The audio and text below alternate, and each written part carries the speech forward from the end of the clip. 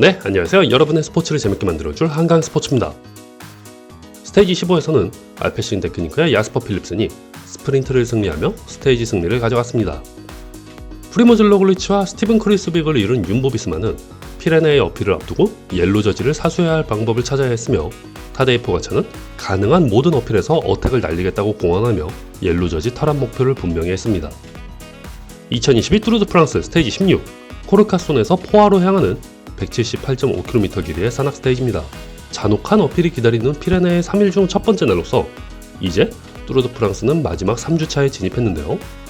약 100km 거리를 달린 후 2개의 1등급 어필 피니시가 기다리고 있었으며, 마지막 1등급 어필 이후 약 27km 길이의 내리막길 피니시로 이루어진 스테이지였습니다. 스테이지 우승 기회를 노리는 클라이머뿐만 아니라 종합 순위를 뒤집기 위한 GC 선수들 모두 관심이 많은 스테이지였기 때문에 브레이크어웨이와 펠로톤 전체에서 치열한 배틀이 예상된 하루였습니다.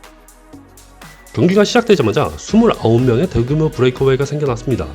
거의 모든 팀이 참가했던 브레이크어웨이.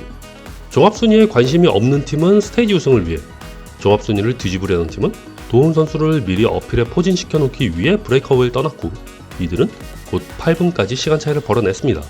이날 브레이크어웨이를 참가한 선수들 중에서 가장 종합순위가 높았던 선수는 보란스오라의 알렉산더 블라스토프였는데요.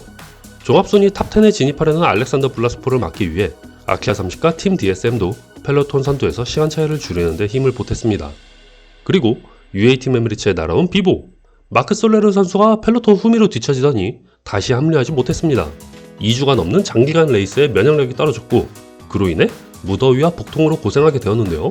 마크 솔레르는 이날 끝까지 달리며 완주를 하긴 했지만 결국 컷오프 당하며 투르 드 프랑스를 떠나게 되었습니다. 브레이크어웨이가 첫 번째 1등급 어필에 들어서자 클라이머 선별 작업이 있었습니다.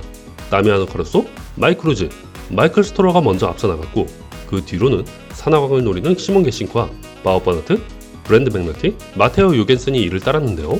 브레이크어웨이는 순식간에 절반으로 줄어들었지만 앞서 나갔던 선수들이 어필 정상에서 다시 합쳐지며 두 번째 1등급 어필을 향해 긴 내리막길을 달리기 시작했습니다. 한편 약 7분 30초 뒤에 추격하던 GC그룹에서는 타데이 포가차가 어택을 시작했습니다. 요나스 빙게가를 떨쳐내기 위해 몇 번의 어택을 날렸지만 타데이 포가차는 결국 거리를 벌리는 데 실패합니다. 옐로 저지를 방어하는 데 성공하는 요나스 빙게가르.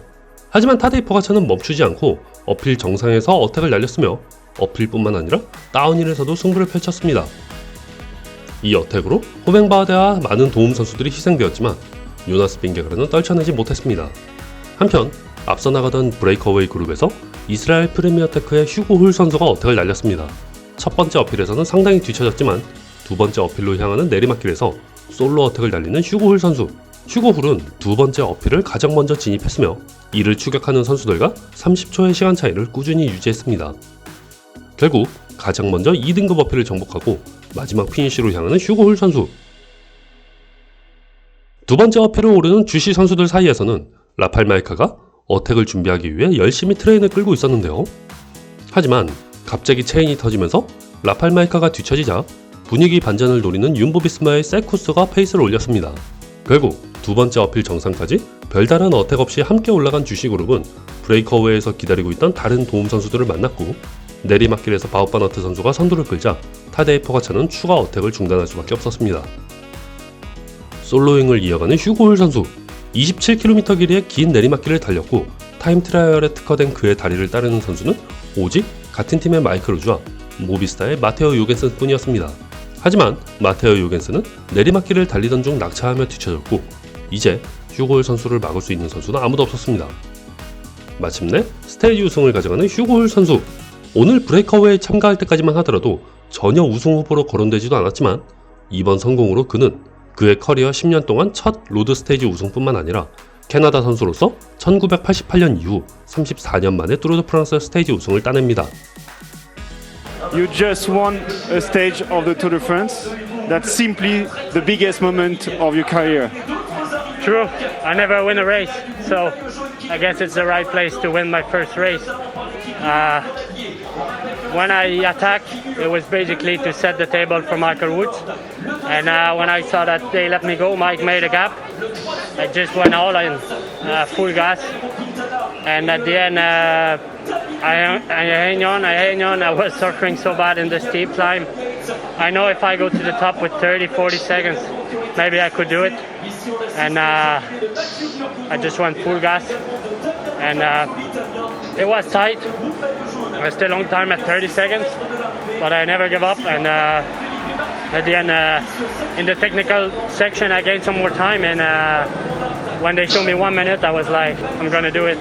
I was afraid a bit. I started to have some cramp, and I was missing some food because I could not get the car for the last 60K. But I made it, and it's mean a lot to me. I had one dream: win the stage for my brother who died when I turned professional, and today that one is for him. I worked for 10, 12 years, and today I got my win for him, so it's incredible. I don't know what to say, just so happy. Congratulations.